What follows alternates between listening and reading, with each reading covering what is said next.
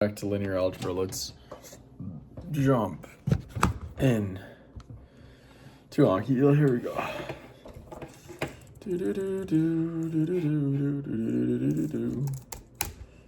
All right.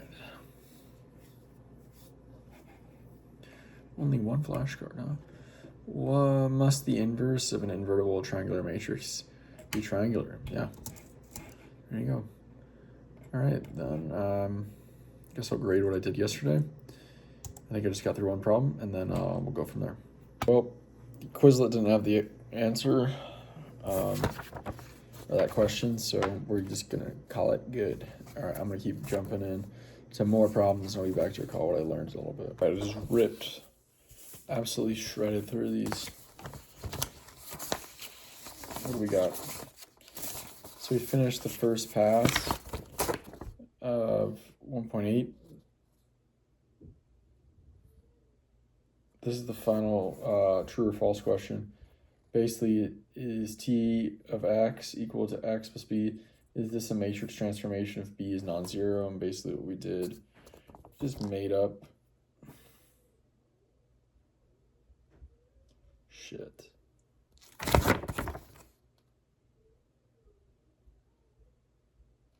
Is x necessarily a...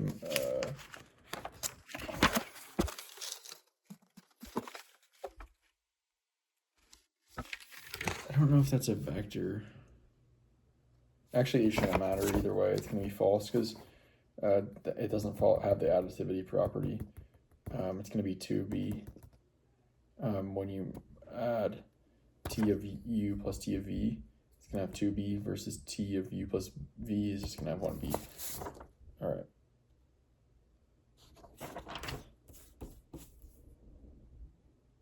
That's good.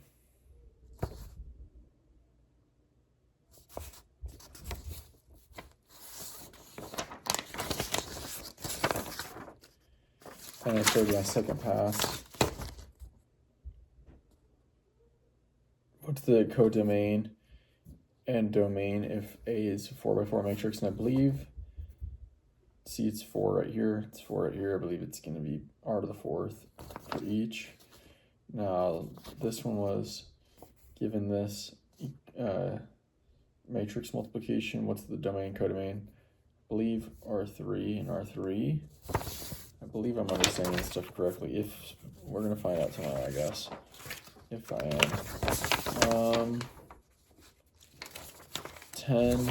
This one was interesting. This one I'm not completely sure on because check this out. So I know the domain looks like R3. That looks legit, but then look at this. It's got a 0 here. So I can't say that's R4 because that's a 0. I think R4 is like a set of all, what do you call those? Matrix, you call it a column vector with 4 rows, every potential one. I don't know if that's that or if it's R3 because that is 0. We're going to find out tomorrow though. I put R3. All right.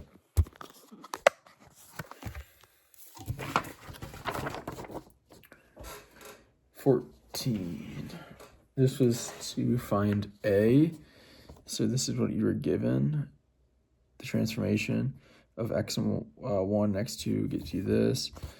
And then you got to find A. That's what I did here.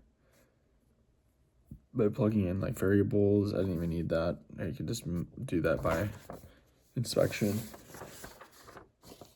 14, all right, 18. 18, what was this about? This was about finding the standard matrix again, and then using it to solve for a given column vector.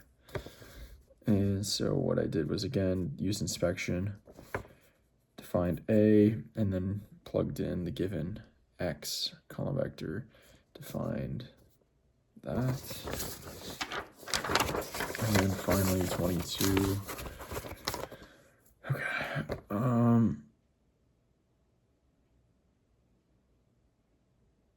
This was to show that this is a matrix transformation. So far, what I've done is show that the additivity property holds. Tomorrow I'll show that the homogeneity property holds. So that's it for today. Talk to you tomorrow. See you.